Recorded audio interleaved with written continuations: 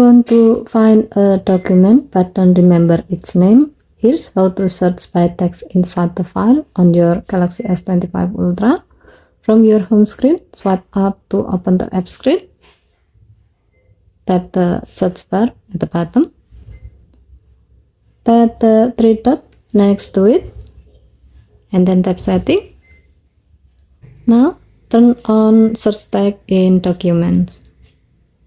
To see the result, tap the back key. Tap the search bar again and then type any word or phrase you remember. As you can see, there's a search tag in document section.